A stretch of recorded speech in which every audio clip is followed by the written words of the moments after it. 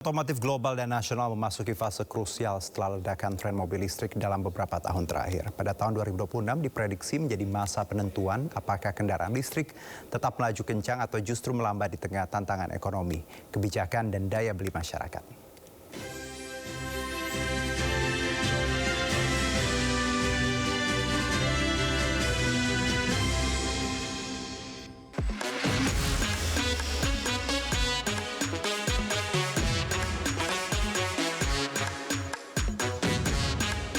Industri otomotif berada di tengah perubahan besar.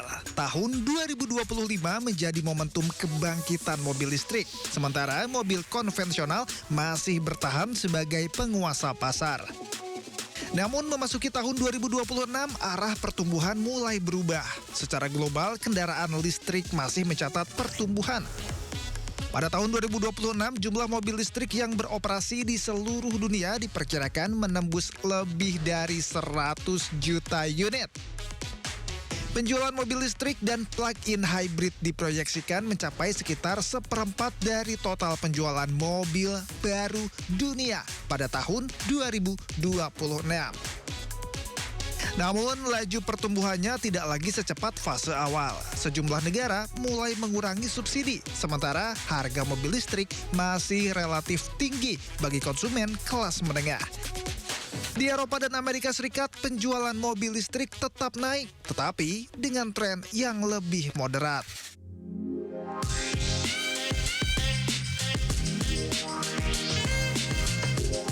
China masih menjadi motor utama pasar kendaraan listrik dunia. Meski demikian, analis memperkirakan pertumbuhan mobil listrik asal China mulai melambat seiring berkurangnya insentif dan ketatnya persaingan harga antar merek.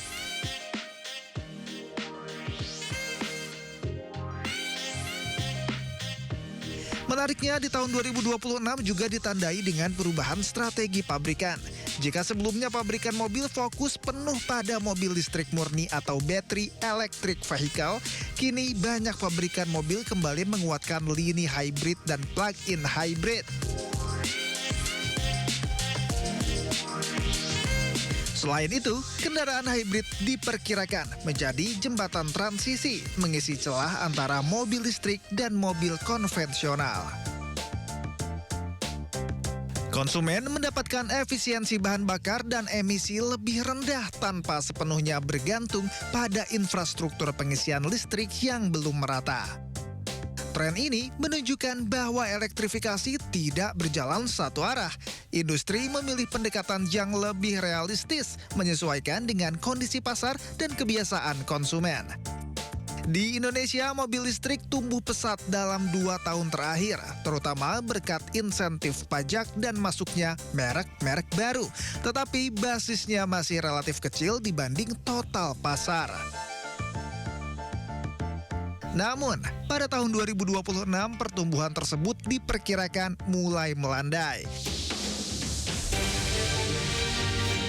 Pemerintah Indonesia sendiri berencana melakukan penyesuaian kebijakan pada 2026 yang berpotensi berdampak langsung terhadap pasar kendaraan listrik. Akibatnya, pertumbuhan penjualan mobil listrik pada 2026 diprediksi tetap berlanjut, namun tidak seagresif lonjakan yang terjadi pada 2025. Rencana penghentian atau pengurangan insentif mobil listrik pada 2026 diperkirakan akan menahan laju pertumbuhan penjualan mobil listrik. Tanpa dukungan insentif, harga mobil listrik beresiko kembali kurang kompetitif, terutama untuk model impor. Pelaku industri menilai arah kebijakan pemerintah akan menjadi faktor kunci. Insentif kemungkinan lebih difokuskan pada mobil listrik rakitan lokal, bukan lagi kendaraan impor utuh. Sementara itu, penjualan mobil secara keseluruhan diprediksi bergerak stagnan hingga tumbuh tipis. Daya beli masyarakat, suku bunga kredit kendaraan, serta ketidakpastian ekonomi global masih menjadi tantangan utama pasar otomotif nasional.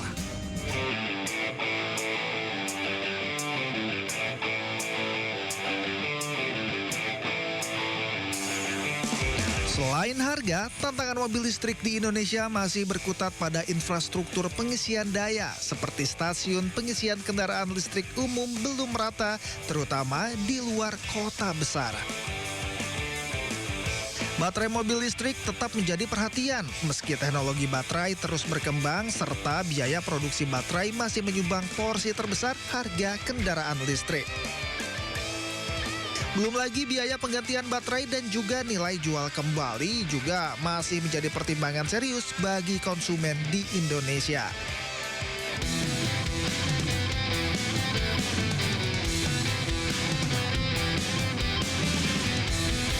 Di sisi lain, mobil bermesin pembakaran internal atau mobil konvensional masih menjadi tulang punggung industri.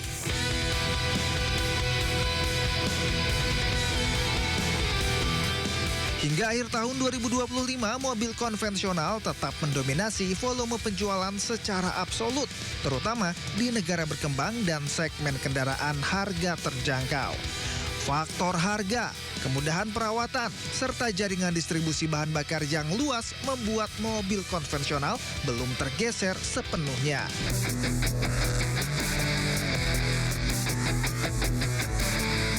Kondisi ini membuat sebagian masyarakat memilih menunggu atau beralih ke mobil hybrid yang dinilai lebih aman secara ekonomi.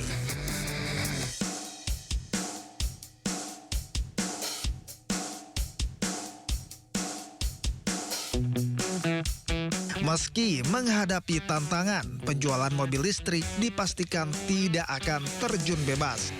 Tahun 2026 justru menjadi fase konsolidasi. Pasar mulai memilah mana produk yang benar-benar dibutuhkan konsumen dan mana yang hanya mengikuti tren. Pabrikan akan lebih selektif, fokus pada model dengan harga terjangkau, jarak tempuh realistis, dan biaya kepemilikan yang rendah. Di sisi lain, konsumen menjadi lebih rasional dan kritis sebelum beralih ke kendaraan listrik. Tahun 2025 adalah tahun akselerasi, di mana mobil listrik mencuri perhatian lewat pertumbuhan tinggi.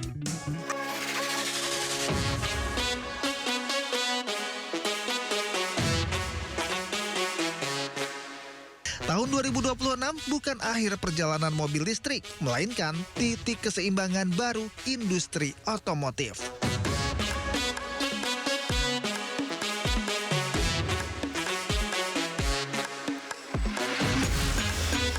Mobil konvensional belum tersingkir, tetapi tekanan menuju elektrifikasi makin kuat.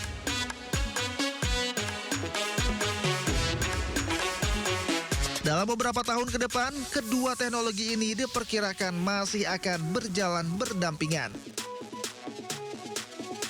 Bagi Indonesia, tantangannya jelas, memperkuat industri lokal, memperluas infrastruktur, dan menjaga daya beli masyarakat agar roda otomotif tetap berputar.